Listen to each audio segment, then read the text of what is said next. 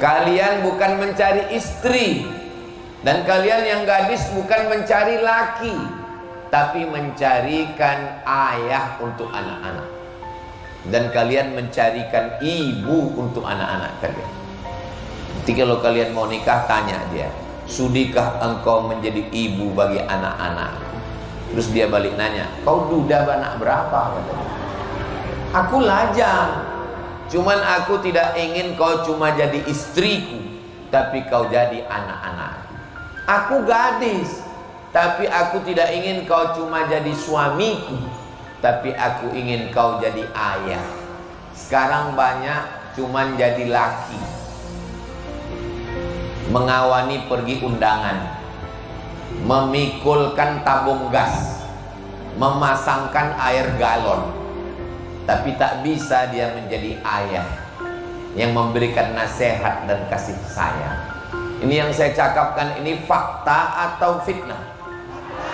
Nah, mengaku semua orang itu.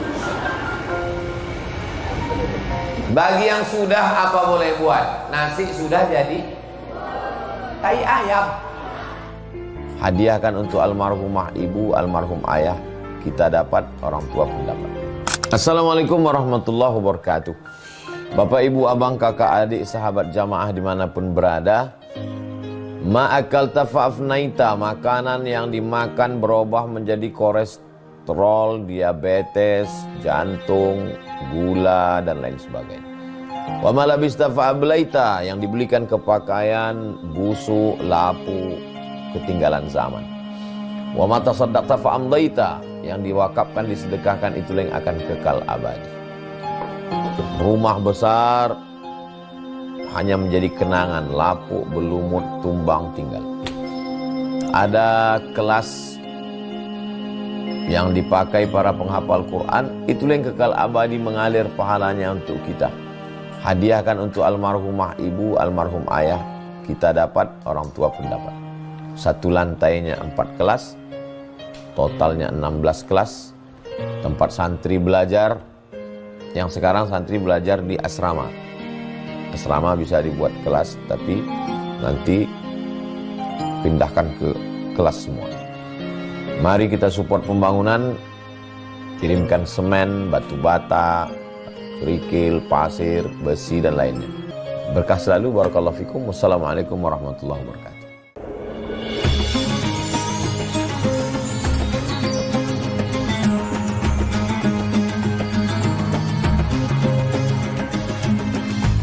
Assalamualaikum warahmatullahi wabarakatuh.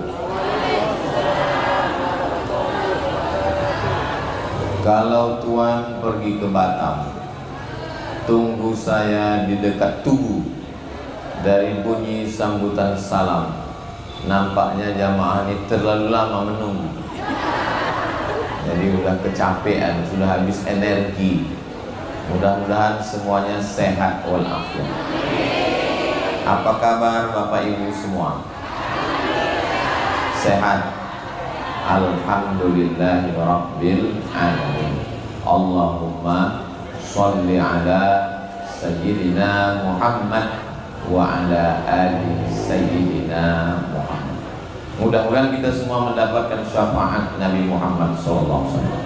Amin ya Rabbal Alamin. Saya sedang berada di majelis taklim Al-Karim Latifah. Ada tulisannya di situ. Untuk almarhum Bapak Al-Karim dan Ibunda Latifah beserta semua orang-orang tua yang sudah mendahului kita. Al-Fatihah. A'udzubillahi minasyaitonir rajim. Bismillahirrahmanirrahim. Alhamdulillahirabbil alamin. Ar-Rahmanirrahim. Maliki yaumiddin. Iyyaka na'budu wa iyyaka nasta'in. Ihdinas siratal mustaqim, siratal ladzina an'amta 'alaihim ghairil maghdubi 'alaihim waladdallin. Amin. Orang hidup belum tentu bisa mengumpulkan orang hidup. Betul? Jangan main-main betul aja. Mana contohnya? Pas Idul Fitri dibuat open house. Open, buka. house rumah, open house. Pejabat-pejabat buat open house, lalat pun tak singgah. Gak mau orang datang. Belalat makanan. Almarhum Bapak Karim dan Ibunda Latifah sudah meninggal dunia, tapi masih bisa mengumpulkan orang hidup. Kira-kira kalau Abdul Somad ini meninggal, masih kumpul tak orang? Hadiri tablik akbar yang akan disampaikan tausiah oleh almarhum Abdul Somad. Tak datang orang. Itu menunjukkan orang hidup belum tentu bisa mengumpulkan orang hidup, tapi orang meninggal bisa. Makanya kalau mau melihat amal orang, tengok sesudah meninggal. Karena kalau masih hidup, banyak yang dipuja-puji, diagungkan, dimuliakan, didudukkan macam raja, tapi belum tentu dimuliakan setelah meninggal. Siapa yang Ustadz maksud dipuja-puji duduk macam raja? Saya inilah sekarang. Macam-macam merasa-rasa di pelaminan sekarang. Tinggal tepung tawarnya aja lagi. Untung duduk Ustadz Iqbal di sebelah. Kalau sempat kosong tadi, saya nggak cemas, istri saya di rumah nonton. Berkat ayahanda almarhum Bapak Al-Karim dan Ibunda Latifah, lahirlah anak-anak yang soleh dan solihah. Ada yang jadi dokter, ada yang jadi polisi, ada yang jadi pejabat, tapi tetap ingat kepada Allah dan orang tua. Akhirnya kumpullah mereka, tapi mereka tidak mau dia masuk surga sendirian. Dia ajak jamaah yang awalnya hanya 10 orang dan sekarang sudah ratusan orang. Mudah-mudahan ke depan ribuan orang bisa diselamatkan. Kalau sudah berkumpul jamaah, tidak mungkin tidak ngaji, maka diundanglah pakar-pakar. Ada yang ahli tafsir Al-Quran, doktor kita, sebentar lagi profesor, guru kita, mudah-mudahan panjang umur, sehat badan. Ada yang ahli hadis, 10.000 hadis dalam kepala dan hatinya. Ada yang ahli fiqih, mazhab Imam Muhammad bin Idris Asy-Syafi'i. Ada yang ahli tahsin, idgham, ikhfa, ghunnah, qalqalah bila ghunnah, bacaan Qur'annya betul. Mudah-mudahan anak-anak kita di masa akan datang menjadi anak yang soleh dan solehah. Lalu kemudian Ustadz Muhammad Ustadz Iqbal Syauqi Pulungan, tim Ustadz Abdul Somad Sumatera Utara menyusun jadwal hari ini. Saya ke Sumatera Utara ini setahun hanya sekali, datang hari Jumat, pulang hari Senin. Tidak lagi ada datang setelah itu, hanya hari Jumat, Sabtu, Ahad, Senin pulang. Selama 4 hari inilah dijadwalkan sepadat-padatnya selama 12 bulan 360 hari. Ini saya jelaskan begini supaya jangan ada dusta di antara kita. Jangan nanti ada orang yang mengaku-ngaku aku bisa mengundang Ustadz Somad, terus kenapa dia nggak datang? Sikit kali duit kalian kasih. Bohong, penipu, pendusta, jangan percaya. Ustadz Somad hanya datang ke Sumatera Utara setahun hanya sekali. Datang hari Jumat, pulang hari Senin. Lain daripada itu tidak datang. Siapapun yang mengundang, mau orang kaya, mau pejabat, apalagi hantu. Nah, ini perlu saya jelaskan karena fitnah ini luar biasa. Hadir juga di samping ibu-ibu, sahabat-sahabat saya yang dulu satu pesantren di Darul Arafah, Lau Bakeri, Deli Serdang. Ada namanya Ustadz Abdul Halim, ada namanya Ustadz Edi Purwanto.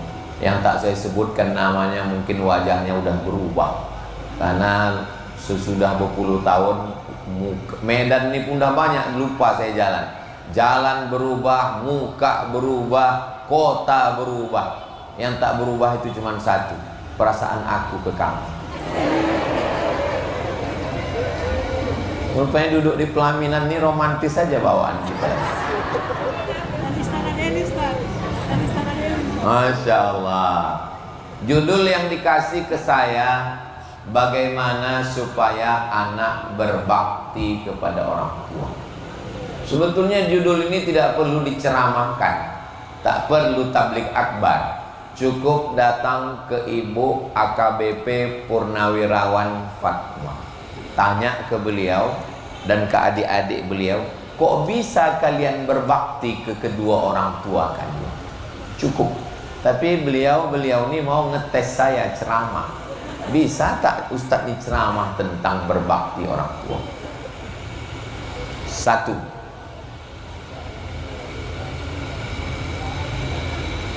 sebelum kita masuk ke cara berbakti, ada orang tua sekarang masih terbaring di rumah sakit sudah lebih sebulan.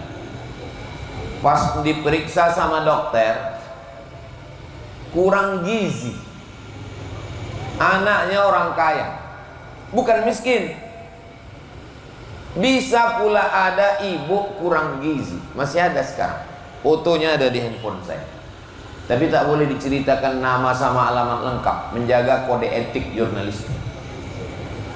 Ini ibu orang tua kurang gizi, bisa terjadi pada ibu, na'udzubillah.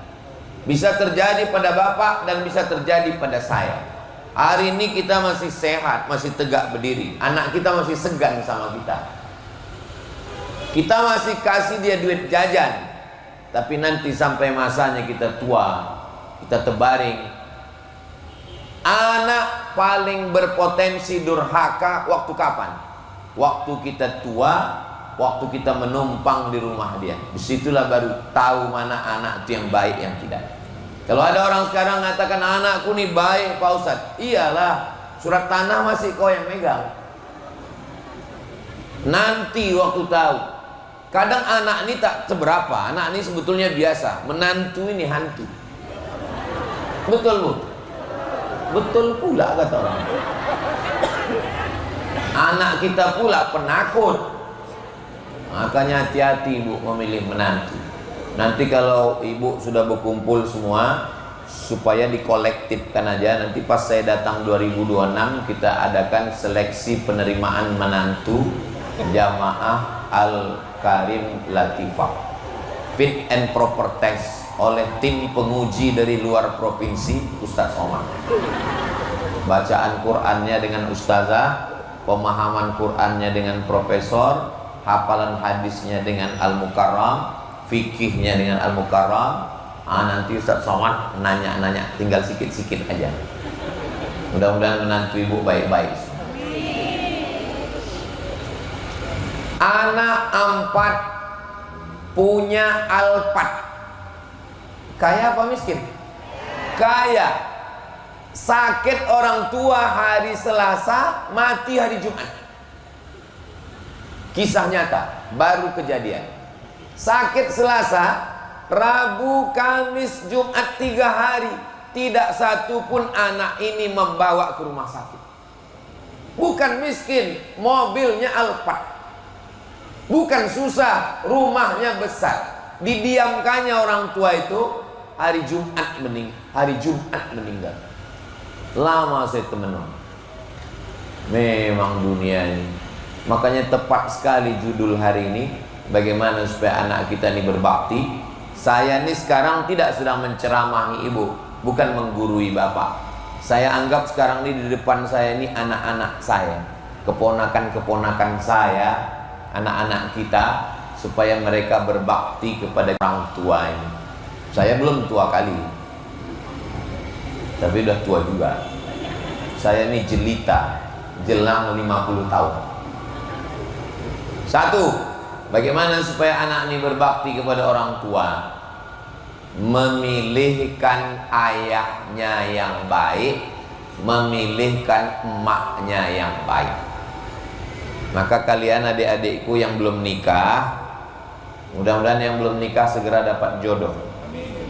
Yang bilang amin yang belum nikah aja. Yang sudah nikah bilang amin tuh untuk anak-anak kita semua. Saya pun bilang amin juga untuk anak saya. Kalian bukan mencari istri, dan kalian yang gadis bukan mencari laki, tapi mencarikan ayah untuk anak-anak. Dan kalian mencarikan ibu untuk anak-anak kalian. Jadi kalau kalian mau nikah, tanya dia, sudikah engkau menjadi ibu bagi anak-anakku? Terus dia balik nanya, kau duda anak berapa? Katanya. Aku lajang, cuman aku tidak ingin kau cuma jadi istriku, tapi kau jadi anak-anakku. Aku gadis, tapi aku tidak ingin kau cuma jadi suamiku, tapi aku ingin kau jadi ayah. Sekarang banyak cuman jadi laki, mengawani pergi undangan, memikulkan tabung gas, memasangkan air galon, tapi tak bisa dia menjadi ayah yang memberikan nasihat dan kasih sayang. Ini yang saya cakapkan, ini fakta atau fitnah? Nah, mengaku semua orang. Bagi yang sudah, apa boleh buat? Nasi sudah jadi tai ayam. Sudah hancur babak belur, ibu cerita bubur ayam juga lagi.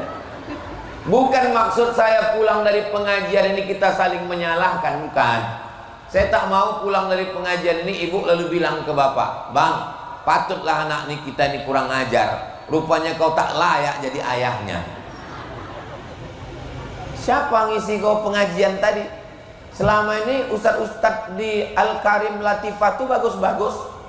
Ini pasti berubah ustadz ini. Ustadz Somad bang, usah kau dengar, dia itu ustadz radikal. Kita tidak saling menyalahkan, tapi saling memperbaiki diri. Saya pun bukan ayah yang sempurna, enggak. Saya hari Jumat, Sabtu, Ahad, Senin 4 hari di luar. Maka saya bilang ke istri saya, aku macam kain pendek. Kain pendek itu macam mana? Ditarik ke kepala, terbuka kaki. Ditarik ke kaki, terbuka kepala. Daripada kepala terbuka, biarlah kaki. Ditarik ke kepala, tertutup. Yang kaki ini bisa ditutup dengan jerami.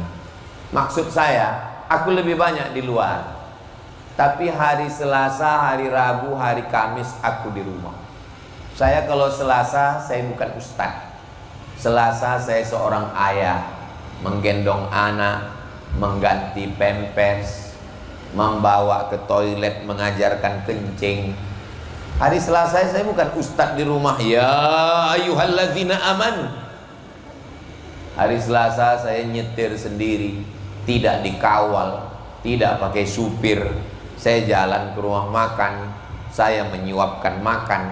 Supaya apa? Supaya anak saya merasakan punya ayah. Ibu juga begitu. Mentang-mentang ibu wanita karir, orang kaya, pejabat, kaya. Saking kayanya, pembantunya di rumah 10. Ada satu tuh tugas pembantu mengorekkan telinga khusus sebelah kiri aja.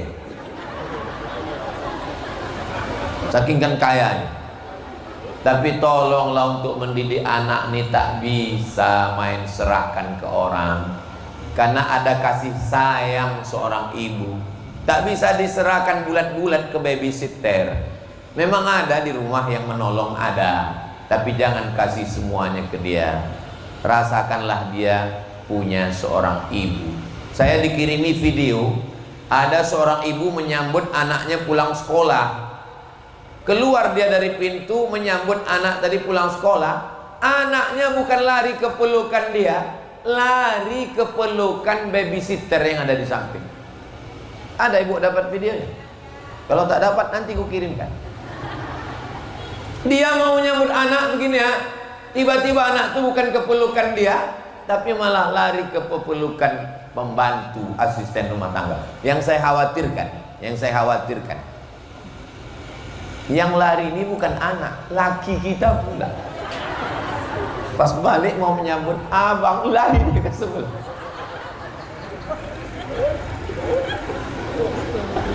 Ya Allah, jagakanlah suami-suami ibu ini ya Allah. Wah, cemas sekali orangnya. Saya ceramah dibawa Bang Iqbal di hotel juga di Medan. Pagi-pagi sarapan di restoran. Datanglah ibu-ibu. Ustadz Somad ya katanya. Gak mungkin kita bohong kan? Saya bilang iya. Saya bilang, boleh saya duduk sini Pak Ustadz? Boleh. Takut pula saya diambilnya lauk saya itu. Boleh saya duduk Pak Ustadz? Boleh, aku bilang. Kata dia, saya ini kepala dinas Pak Ustadz. Oh iya. Saya mau mencari, ini pegawai saya belum nikah PNS. Terus mau cari imam katanya. Saya bilang saya khotib. Aku ini khotib. Dulu awak belum nikah nggak ada orang datang. Sekarang udah begini kepala dinas lah datang macam-macam. Memang ujian itu beratnya. Bagus Bu kepala dinas. Dia tidak mengatakan ini pegawai mau cari suami, enggak, tapi mau mencari. Untung saya ada jawab. Sempat ditanya, bisa Ustaz jadi imam katanya. Makmum mau pula baru satu kan. Nah, jadi ibu kalau mau mencari menantu untuk anak-anak nanti, tanya dia, bisa kau jadi imam untuk cucuku? Yang ngetesnya tahu saya ibu, ustadz-ustadz kita nih ngetes. Makharijul hurufnya ustazah nanti ngetes. Pemahaman tafsirnya ustadz nanti ngetes. Hadis asbabun nuzulnya ustadz ngetes. Nah saya tinggal finishingnya aja. Siapa nama kau? Saya bilang, nama saya Kausar Pak. Nah baca, inna a'tainakal kausar. Kau nama siapa? Imran Pak. Baca surat Ali Imran. Nah, panjang tuh Ustaz Somad gitu. Memang saya nama Imran di ijazah, tapi sehari-hari dipanggil Kulhu gitu. Nah, baca Kulhu Allah. Pandai pula calon menantu ibu. Bacanya lah Kulhu Wallahu ahadunillahus samad. Terpaksalah saya luluskan dia. Nama saya disebutnya.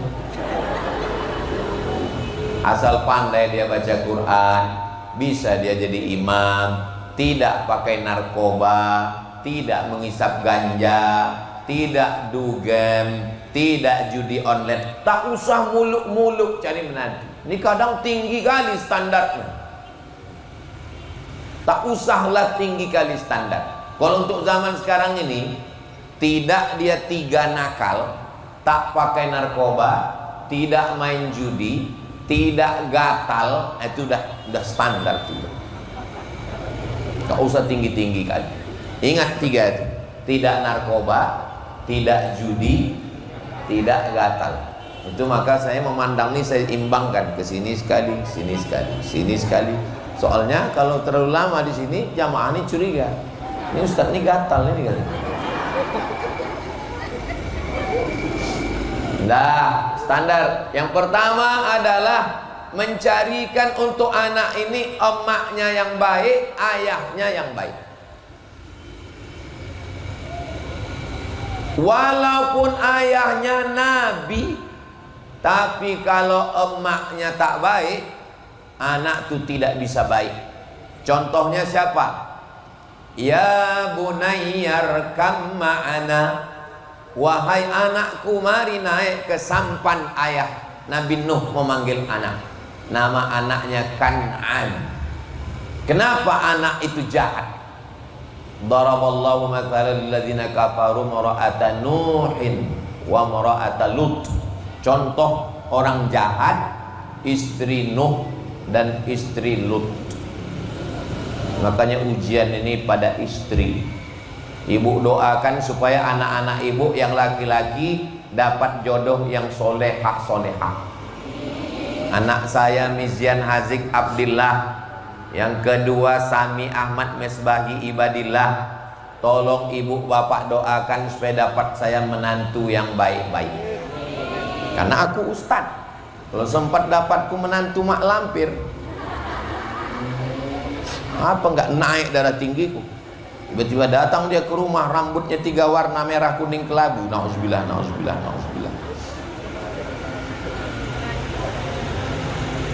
Yang pertama, carilah dia yang siap untuk menjadi imam, untuk menjadi ayah dan menjadi ibu. Datang seorang mengadukan anaknya kepada Umar bin Khattab. Umar, anak ini kurang ajar, hukum dia. Kata Umar, kutanya dulu anak ini. Umar ini bijaksana, bukan asal-asal ngelapor, langsung tanya dulu anak. Apa keluhanmu? Kata si anak itu, kami anak ini punya hak atau tidak? Iya, anak punya hak. Apa hak kami sebagai anak? Hak anak 3. Yang pertama, carikan emak yang baik. Yang kedua, kasih nama yang baik. Yang ketiga, kasih makan yang baik. Lalu ditanya, sudah dapatmu emak yang baik? Emakku jahat. Nama? Dikasihnya nama anaknya itu Khamfas, kumbang.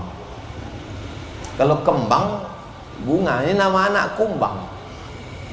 Kumbang yang dalam kayu. Kumbang. Yang ketiga, tak dikasih makan yang baik. Kasih emak yang baik, kasih nama yang baik, kasih makan yang baik. Insya Allah anak kita menjadi baik. Mudah-mudahan dapat kita 3-3 ini insya Allah. Emaknya baik, namanya baik. Al-Karim, Karim artinya orang yang dermawan. Bukan cuman ayahnya dermawan, sampai ke anak-anaknya dermawan. Kue 5 macam, buah 3 macam, semuanya dalam plastik, belum dibuka. Saya tunggu tadi Bang Iqbal ngambil, tak ada yang ngambil. Pak dokter pun saya tengok tak mengambil. Ustadz pun tak ada makan. Tak mungkin saya ambil, segan saya. Saya menjaga harga diri juga. Bercanda aja. Saya mau ngasih tahu bahwa keluarga ini Al-Karim, dermawan. Saya udah lama tahu Pak dokter. Waktu mak saya meninggal 2019, saya tanya ke beliau, apalah gejala makku ini? Habis dia tahajud malam, nonton ceramahku di YouTube, habis itu dia makan sahur hari Senin, tiba-tiba pas mau sembahyang subuh tuh sakit kepalanya, meninggal. Kenapa tuh Pak dokter? Kata Pak dokter 3. Yang pertama, mungkin gennya, keturunannya ada darah tinggi. Yang kedua, mungkin faktor makanan. Yang ketiga, mungkin faktor stres. Itu yang menyebabkan mati mendadak. Jawaban beliau itu saya pegang sampai sekarang. Ingat saya itu. Intinya 3. Keturunan, makanan, stres. Maka jangan stres. Saya tak stres. Jangan terlalu dipikirkan dunia ini.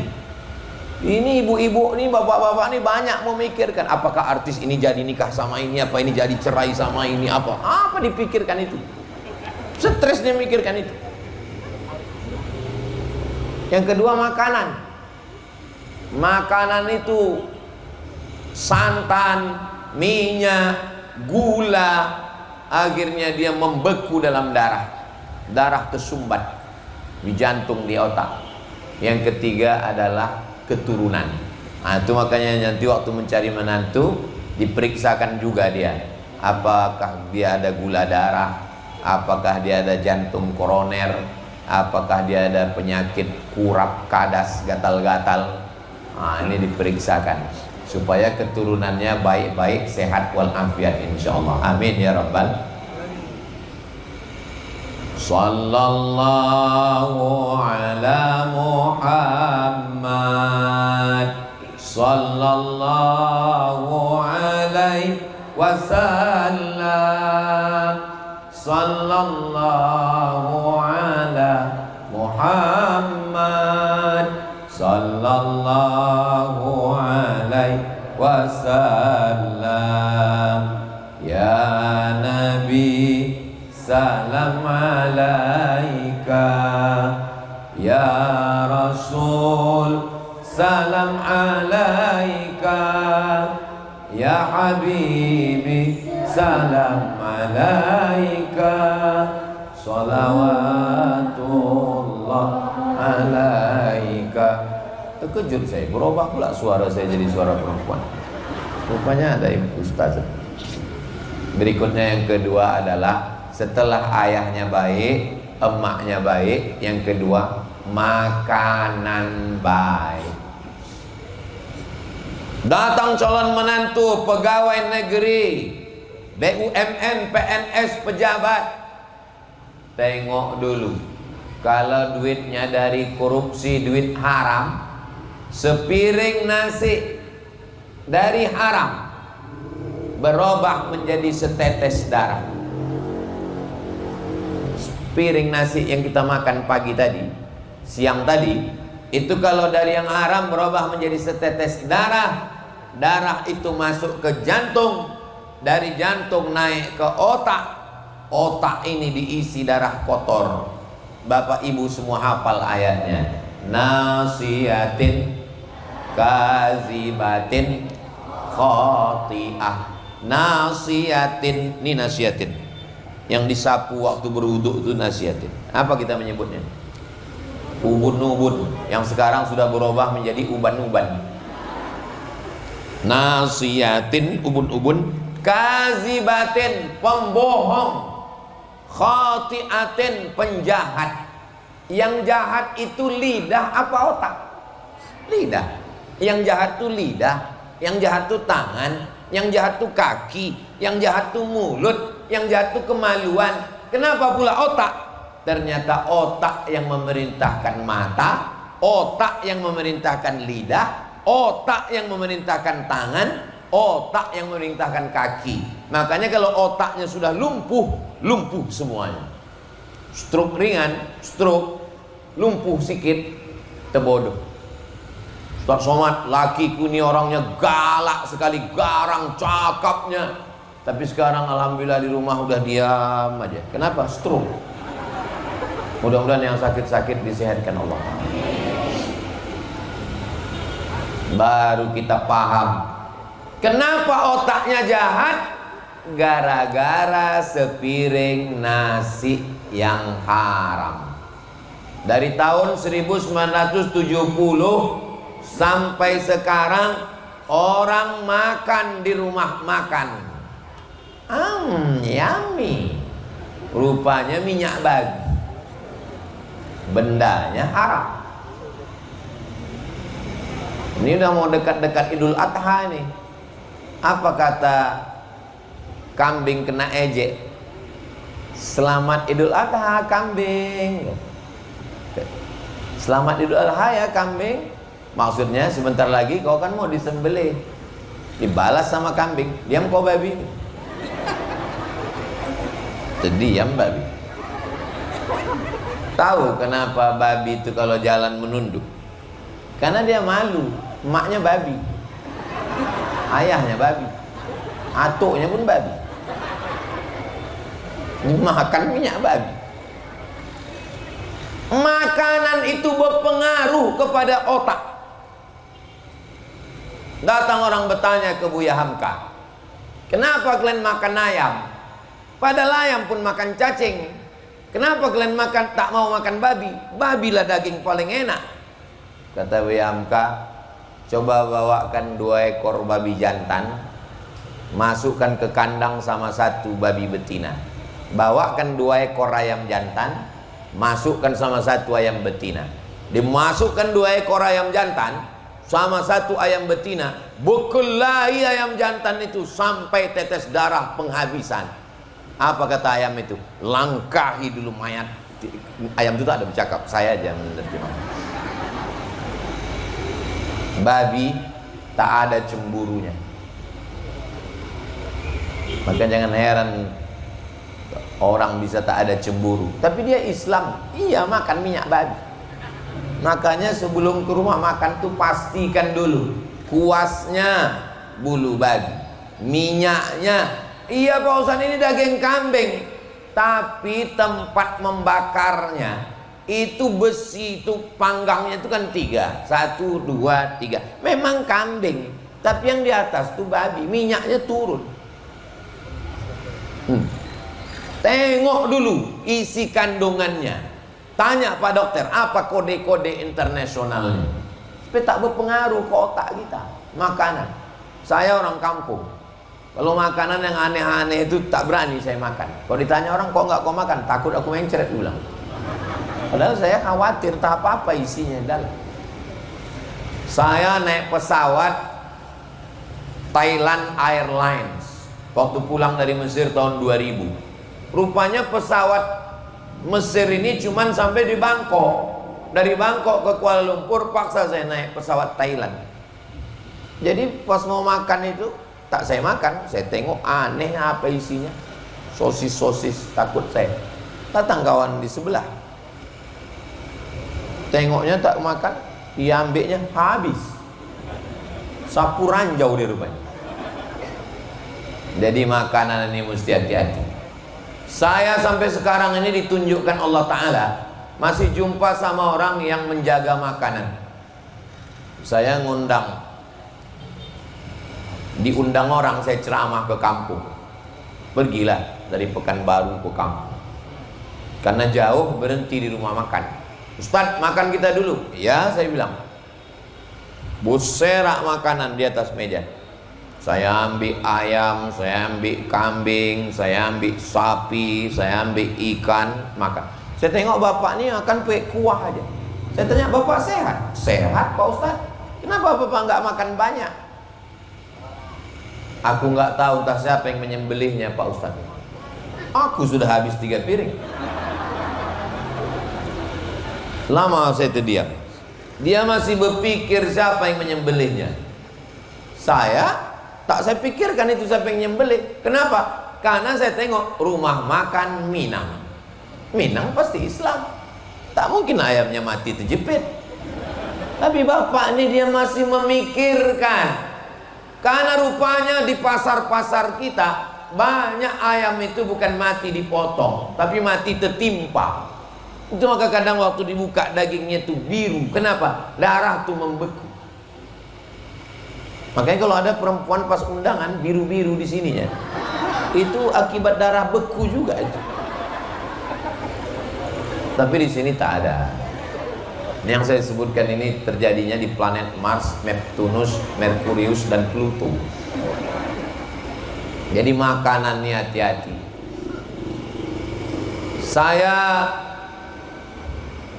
Atuk saya sebelah ayah meninggal belum saya lahir. Ayah saya belum nikah sama mak saya, atuk saya itu meninggal. Tapi harta warisannya belum dibagi orang itu, karena nenek kami masih hidup. Atuk sebelah mak saya masih hidup. Kata atuk saya sebelah mak nih, kau Hajah Rohana, kau, dibilangnya ke mak saya, kalau kau mau bawa Abdul Somad ini ke sana, kau bawa nasi dalam rantang. Kata mak saya, kenapa pula aku bawa nasi dalam rantang? Itu kan nenek dia. Aku takut cucuku ini makan harta serikat. Harta serikat maksudnya harta belum berbagi. Karena orang itu belum berbagi harta warisan. Harta ayahnya, harta adiknya, harta maknya masih bercampur. Tak mau aku cucuku ini makan haram. Padahal kalau saya makan nasi nenek saya itu, kira-kira izin tak dia ke saya? Izinlah. Nenek saya, uak saya, bunde saya, mana mungkin haram. Tapi atuk saya sangat menjaga supaya jangan makan syubhat. Lama saya temenung. Sampai begitu orang dulu itu. Saya mau pergi ke Rokan Hulu, 4 jam dari Pekanbaru. Berhenti pinggir jalan, nampak saya duku. Iya biasa kita, keluarkan duit, ambil. Apa kata penjual duku itu? Jual ya. Baru saya jawab, beli. Dia masih pegang mazhab Syafi'i. Dalam mazhab Syafi'i, aku jual dukuku ini 1 kilo 15.000 tunai, aku beli. Begitu.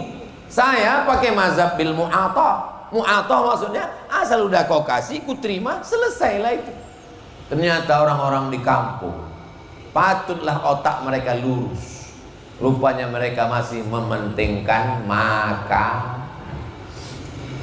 Maka jaga makanan baik-baik. Saya pun tidak mengatakan makanan saya bersih-bersih kali, enggak. Kadang-kadang temakan juga yang haram-haram itu. Diundang pejabat kita, orang-orang kaya, nggak mungkin kita bilang, mohon maaf Pak, ini ku tengok agak-agak subhat ini. Temakan juga. Itulah mungkin kadang agak-agak melenceng isi kepalanya gara-gara makan subhat yang haram-haram. Mudah-mudahan kita dijaga Allah dari makan yang haram. Ada bendanya haram, anjing, babi, bendanya haram. Tapi ada bendanya halal, airnya halal, tapi sogok, riswah, na'udzubillah. Khutbah saya Idul Fitri di Tanah Lapang. Waktu saya khutbah itu menangis jamaah itu. Entah menangis karena tak jadi beli baju hari raya, Allahu a'lam. Selesai acara itu datang satu orang jamaah menjumpai saya. Menangis dia. Kenapa Bapak menangis? Aku bilang, yang kutangiskan ini Pak Ustadz adalah menengok jamaah tadi menangis. Kenapa Bapak menangis?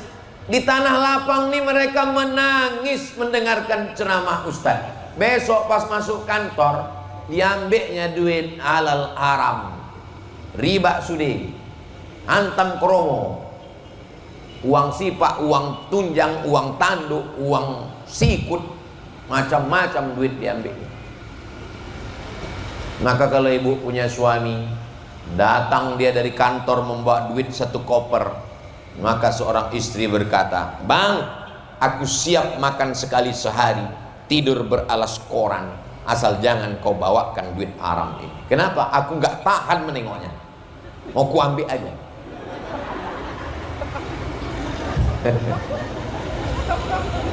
Ustadz tadi dari rumah sakit, saya sarapan pagi makan lontong.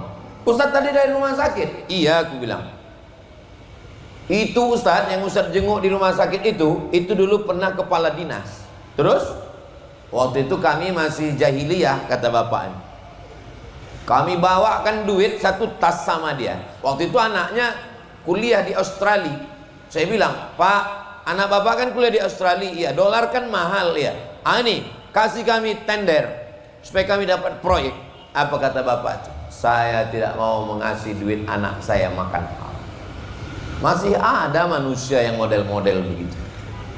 Mudah-mudahan kita, istri, suami, tahan menengok duit yang haram ini, sehingga tidak kita kasih ke anak-anak kita, insya Allah. Amin ya rabbal alamin. Ustadz ini ngomong macam suci kali dia, macam bersih kali dia. Saya terus terang sampai sekarang belum pernah menolak duit orang 1 koper. Kenapa? Karena belum ada yang bawa. Ada yang bawa. Ustaz Somad, apa hukum duit ini? Haram, saya bilang. Kalau kita bagi 2,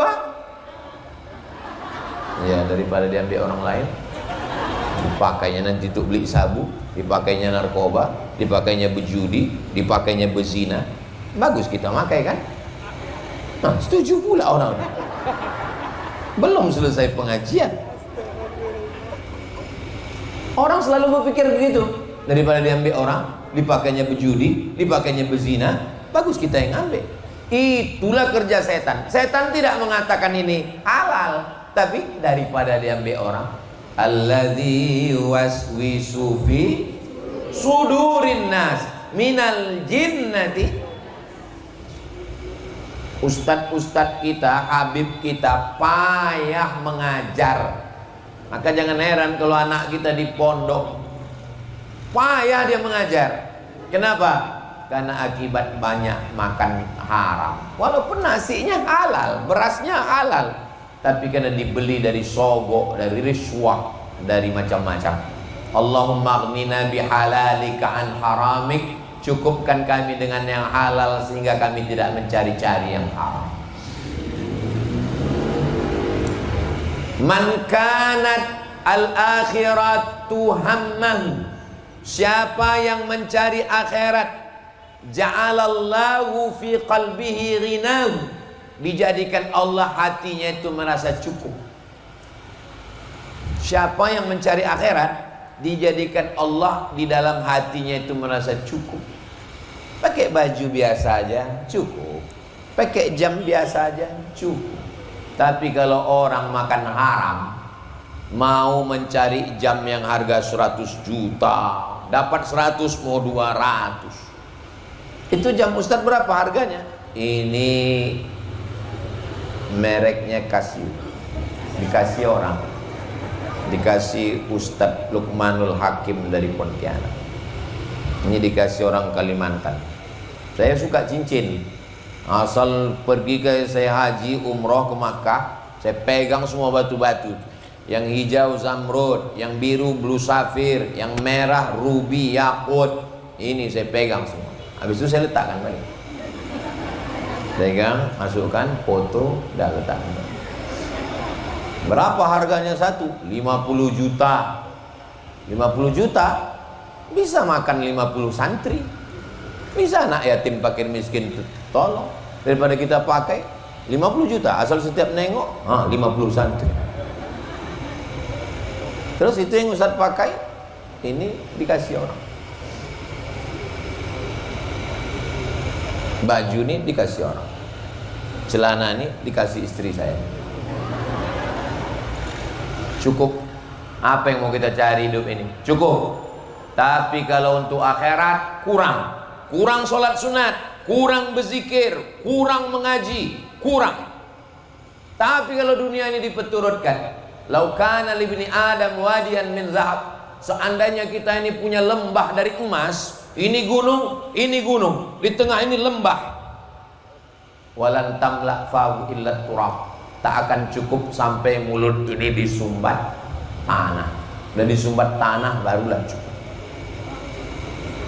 Mudah-mudahan kita diberikan Allah rasa cukup dalam hati sehingga tidak tertarik yang haram-haram. Anak bini kita makan haram, jadi hantu, jadi setan mereka semua. Na'udzubillah. Kesalahannya bukan pada istri, tapi pada suami-suami yang membawa duit haram pulang ke rumah, lalu istrinya makan haram, lama-lama berubah menjadi mak lampir, sundil bolong, nyi blorong, nyi roro kidul. Kalau sudah bininya hantu, lakinya genderuwo, anaknya tuyul, semana dia mau berbakti? Hilang aja duitku Pak Ustadz, ada tuyul? Tidak, anakku udah jadi tuyul. Na'udzubillah. Pertama, pilihkan calon ayah, calon ibu yang baik. Yang kedua, kasih nama, kasih makan yang bagus-bagus. Yang ketiga, pendidikan. Saya tidak sanggup mendidik anak saya di rumah. Saya untuk mengajar dia saya sanggup. Tapi untuk melarang dia megang handphone, melarang dia megang remote TV, tak sanggup. Maka yang paling selamat adalah masukkan ke pesantren. Tanya sama ustazah apa pesantren yang bagus, masukkan. Tanya sama ustadz apa pesantren yang bagus, masukkan. Tanya ke Al-Mukarram, masukkan. Tanya ke Habib, masukkan. Ustadz dulu sekolah, saya sekolah di Medan. Sanawiyah saya Al-Wasliyah, Jalan Sisingamangaraja, Simpang Marendal, Komplek Unifa, Madrasah Muallimin. Tahun masuk 1990, keluar 1993. Tahun 93 masuk saya ke Darul Arafah, Lau Bakari, Medan. Sekolah saya di situ 1 tahun. Habis itu diajak kawan saya lari saya dari pesantren. Yang ngajak tuh hadir di sini. Habis itu balik saya masuk ke Muallimin lagi, masuk kelas 5. Habis itu selesai kelas 5 balik saya ke Riau. Mak ayah saya di Riau. Tanggal 2 bulan Mei tahun 1995 say goodbye. Saya tinggalkan Medan. Pergi saya ke Riau, naik SDH, si Pirok Dolok Hole. Ditanya emak saya, kau? Aku tak usah sekolah lagi mah. Terus belikan aku kol diesel, aku mau jual ikan asin.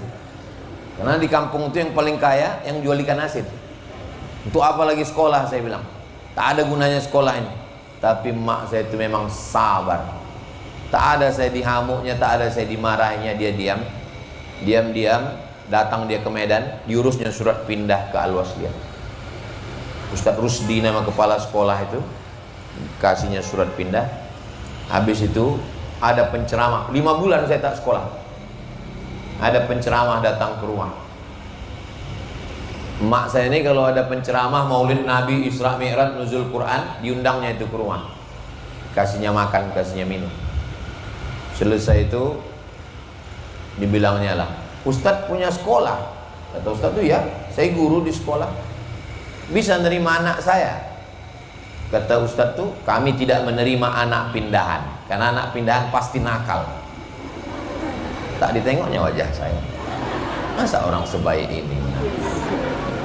Kata mak saya, Ustaz tengoklah dulu, Ustaz tengoklah dulu anak saya itu. Keluarlah saya dari kamar, ditengoknya. Entah apalah nampak Ustaz itu, mau dia nolong. Diterimalah saya di Madrasah Nurul Falah Air Molek Indragiri Hulu Riau. Sekolah dari situ saya 10 bulan, tamat saya dari situ. Ijazah itulah yang saya bawa ke Mesir. Andailah mak saya tak mengurus saya, ini saya sampaikan ke ibu. Mana tahu anak ibu ada yang nakal macam kawan-kawan saya itu. Maka jangan cepat diputus sekolahnya. Rayu-rayulah dia macam mak saya merayu saya. Sekolahlah kau nak. Seandainya waktu itu mak saya tak mau tahu, tak usah kurus sekolah kau, maka mungkin udah jadi hantu saya sekarang. Akhirnya diurusnya sekolah saya. Berangkat saya ke Mesir. 4 tahun saya di Mesir, tak pulang. 2002 baru saya selesai kuliah. Habis itu saya lanjut lagi ke Maroko. 2 tahun saya tak pulang. Setelah saya punya anak, rindu sama anak ini. Ibu kalau berpisah sama anak rindu? Bapak rindu? Laki-laki memang tidak berkata-kata. Laki-laki itu diam, langsung gila. Kalau perempuan dia bercerita, kalau laki-laki enggak, diam, lama-lama lewat sudahku senyum dia.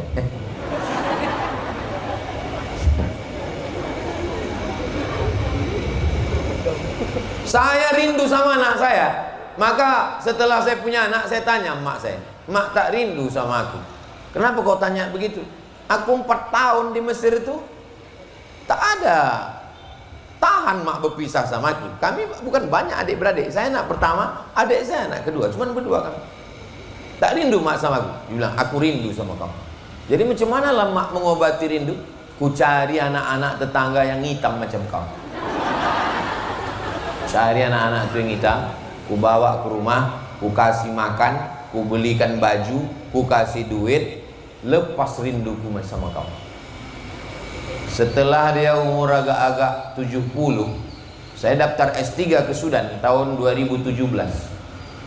Saya mau nakut-nakuti dia, mau saya prank dia. Saya bilang, "Mak, ya, aku daftar S3 ke Sudan. Karena kalau aku tak daftar S3, pangkatku tak naik 4A, cuman 3D ini aja lah. Aku wajib S3. Tapi nanti kalau aku pergi ke Sudan 2 tahun aku ke sana." Mak udah 70. "Aku S3 atau tetap di sini tak kuliah?" Apa kata dia? "Pergi kau kuliah. Aku tahan hidup sendiri. Masalah mati itu dimanapun mati. Mati tak bawa anak. Tapi kalau kau jadi orang, doa kau mengalir untuk aku." Makanya di balik laki-laki yang hebat ada ibu yang luar biasa.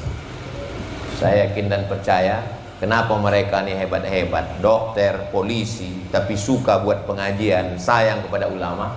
Pastilah nama ibu Latifah almarhumah. Latifah artinya orang yang lembut dengan kelembutannya.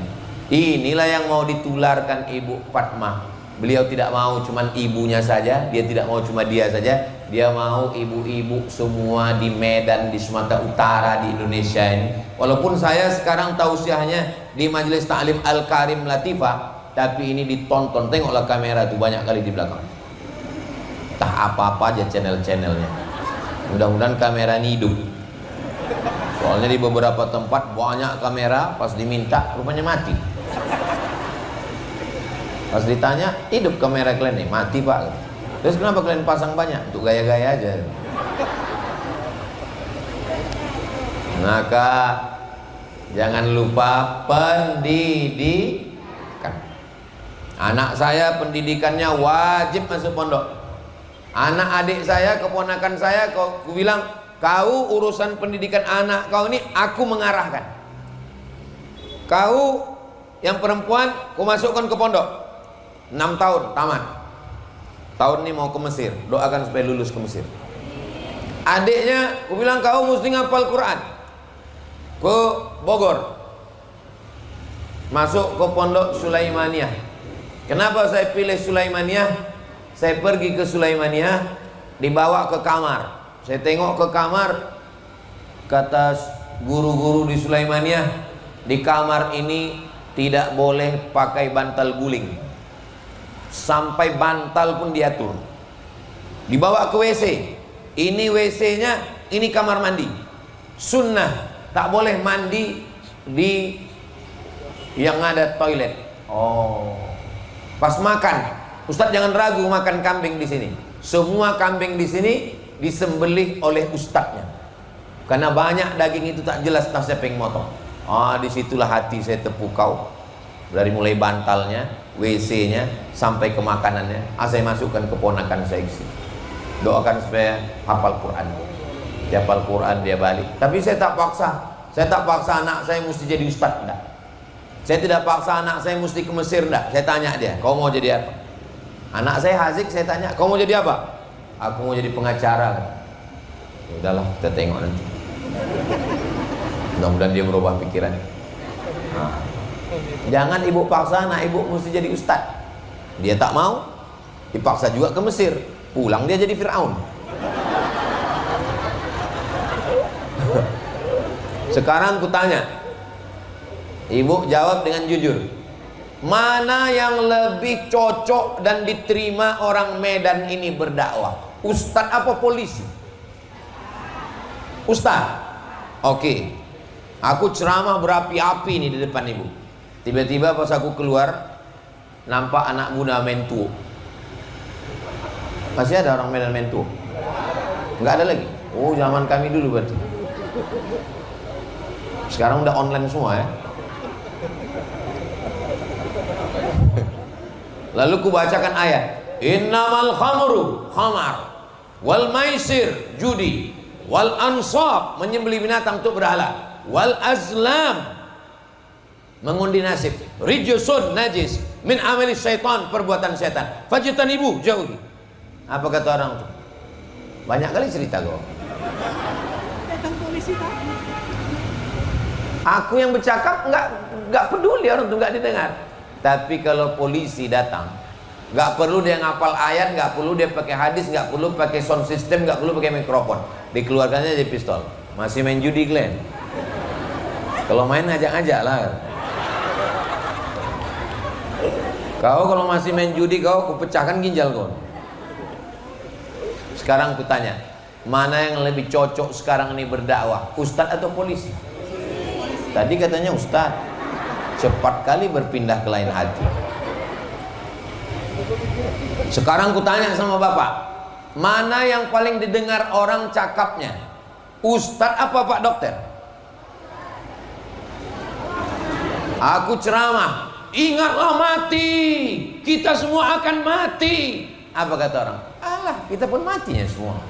Tapi kalau pak dokter yang ngomong, dibilangnya, kalau saya tengok pak ya, menurut diagnosa tadi, bapak ini nggak sampai hari Jumat selesai nih pak. Kira-kira percaya tak orang? Langsung bertobat. Makanya kalau ada suami-suami ibu yang macam-macam, periksakan ke pak dokter. Insya Allah, kalau tak sehat mati. Mau silakan anak kita jadi polisi, silakan anak kita jadi dokter, silakan anak kita jadi pengacara. Yang penting dia menolong agama Allah.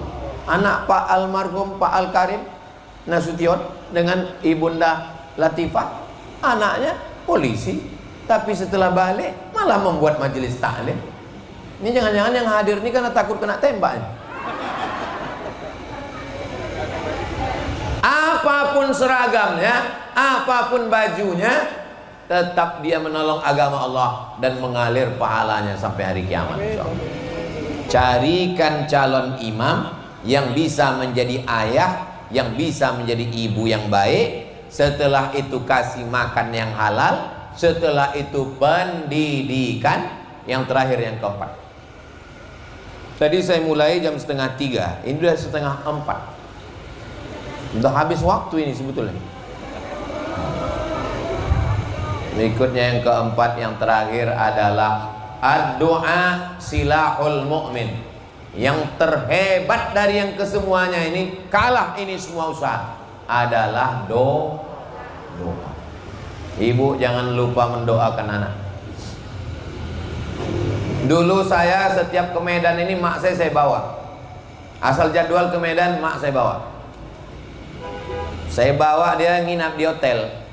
Habis itu dibilangnya, "Mat, ya, ada kawanku mau datang mau jumpa." "Oh lah, ke kamar nih," ku bilang.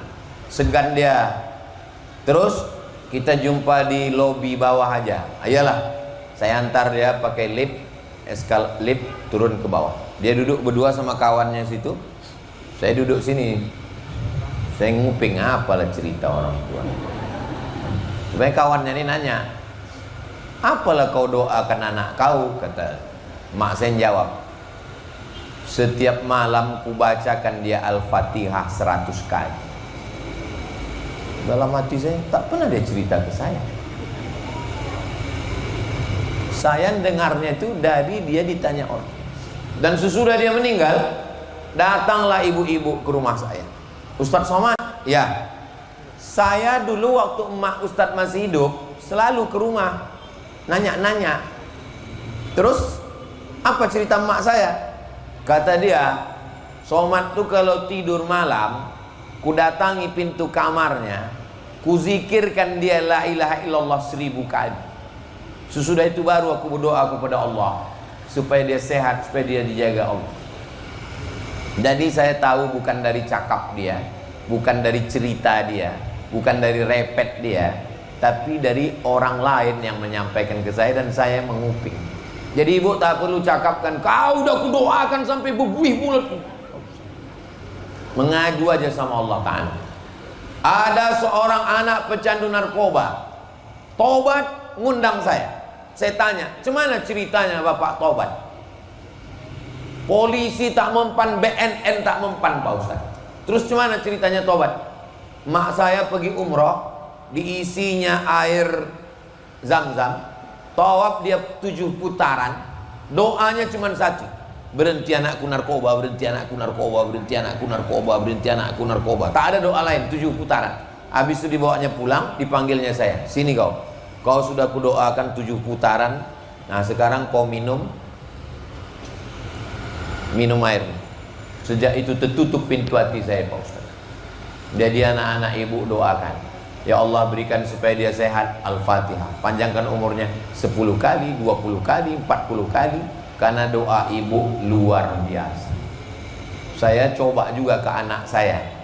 Anak saya ini menjerit-jerit, melompat-lompat, minta itu ini. Jadi waktu sholat dia di samping, saya doakan, "Ya Allah, jadikanlah Sami ini anak yang soleh. Jangan dia menjerit-jerit, jangan dia buat malu di depan tamu." Habis itu ditengoknya saya. Setelah itu berubah dia, tapi sebentar aja. Rupanya kalau kita doakan di depan dia, habis itu bisa kita balikkan. Pas dia menjerit, kan udah didoakan tadi, agak turun sedikit suara. Bagus. Jurus ini bisa dipakai untuk anak, untuk laki pun bisa juga. Nanti malam ibu tahajud, kalau bisa dekat tempat tidur dia. "Ya Allah, kalau memang baik untuk dia hidup, hidupkanlah dia. Tapi kalau baik untuk dia mati, aku pun siap ya Allah." Insya Allah terbangun dia. Kurang ajar kau katanya. Itulah yang dapat saya sampaikan pada petang ini. Ini usaha ikhtiar kita. Pilihan ibu bapaknya sudah, kasih makan sudah, masukkan ke sekolah yang baik-baik sudah, pamungkas penutupnya adalah doa sudah. Setelah itu tawakal kita kepada Allah. Mudah-mudahan di hari tua kita nanti anak-anak kita berbakti. Dan sesudah saya mati, saya mau anak-anak saya macam anak-anak Bapak almarhum Pak Al-Karim dan Ibu Latifah. Mereka mengenang kita dengan membuat majelis ta'lim insyaallah. Amin ya rabbal alamin. Itulah yang dapat saya sampaikan. Terima kasih segala perhatian. Mohon maaf segala kesilapan dan kekhilafan. Saya tutup dengan pantun penutup, menangkap puyuh di Bukit Selasih. Thank you dan terima kasih. Assalamualaikum